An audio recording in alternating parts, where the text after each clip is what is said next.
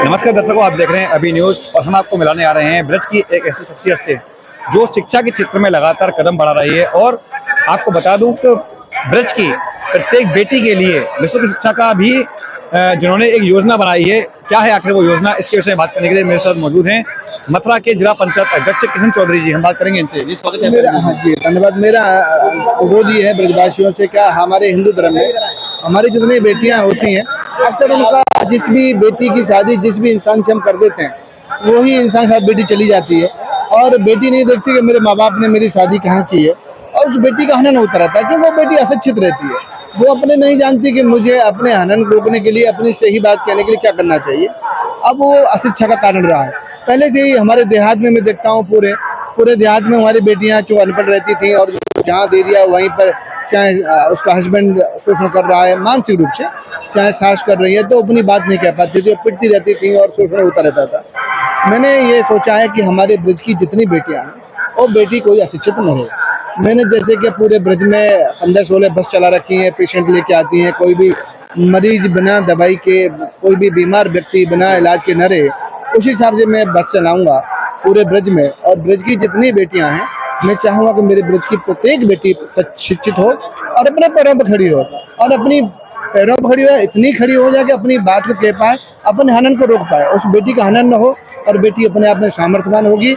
यदि बेटी सामर्थ्यवान होगी तो हमारा भारत सामर्थ्यवान होगा और संविधान भी सुरक्षित रहेगा। मैं ऐसी भावना के साथ मैं चाहता हूं कि कुछ गणराज्य की कृपा से बेटियों की, ब्रजवासियों की सेवा हो जाए, वो कन्नड़ में लगा रहे हैं। किशन जी, बात की जाए उम्र की, बेटियां कितनी उम्र के बाद में आपके कॉलेज में एडमिशन ले सकती हैं? क्योंकि देखा जाता है कि छोटे बच्चे होते हैं, माँ बाप आखिर अन्य स्थान पर भेजने में थोड़े कतराते हैं, क्योंकि इस वक्त जो माहौल अन्य प्रदेशों में बना हुआ है, उत्तर प्रदेश की बात ना की जाए तो वहाँ पर बेटियों का उत्पीड़न लगातार देखा जाता है। तो आज के समय में किस उम्र से बच्चियों को एडमिशन देने के आपके यहाँ प्रावधान किया है, और किस क्लास से लेकर के, किस कक्षा से लेकर के, और कहाँ तक बच्चों की पढ़ाई कराई जाएगी अपने कॉलेज में?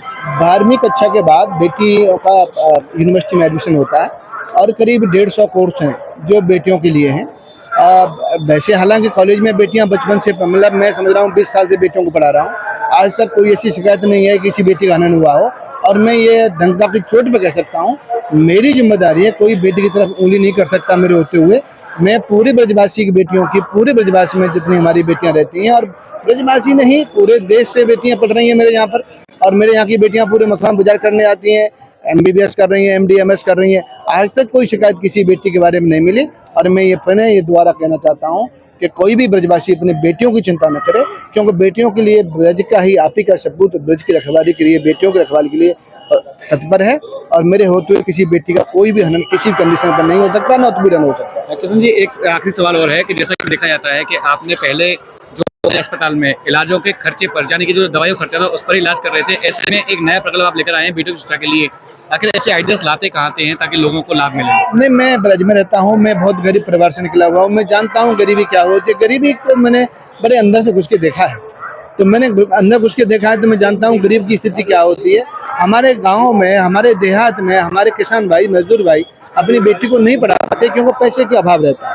इसलिए मैंने देखा है गरीबी को, तो मैं जानता हूँ कि हमारे गरीब की कोई बेटी अशिक्षित न रहे। चूँकि सरकारी स्कूल बहुत बने हुए हैं, तो 12वीं तक तो बच्ची पढ़ जाती है और प्रतिभा कहीं से भी निकल सकती है, प्रतिभा किसी की मोहताज नहीं होती। इसलिए हमारे गरीब बच्चों में प्रतिभाएं ज़्यादा निकलती हैं। तो मैं चाहता हूँ कि कोई भी हमारी बहन बेटी, हमारी बच्ची के अंदर जो प्रतिभा है वो छिपी न रहे, किसी न किसी रूप में बाहर निकल के आए और हमारे देश का, प्रदेश और जिले का नाम रोशन करे। मैं इस आशा के साथ में सब बेटियों के लिए प्रतिबद्ध हूँ। दर्शकों, देखा आपने किस प्रकार से हमारे साथ मौजूद थे किशन चौधरी, जिन्होंने बताया बेटियों को शिक्षा देने के प्रकल्प के बारे में। ऐसे ही अन्य विषय लगातार जुड़ते रहेंगे मेरे साथ। देखते रहिए अभी न्यूज़ में आपके सहयोगी अनुज के साथ गोपाल चतुर्वेदी। अभी आज ही लाएं अपनी मनपसंद Maruti Suzuki car Uma Motors Arena से और पाएं तुरंत फाइनेंस की सुविधा कम से कम ब्याज दर पर। साथ में आपकी पुरानी गाड़ी की सबसे ज्यादा एक्सचेंज कीमत पाएं ट्रू वैल्यू में। नंबर नोट करें 9997682222।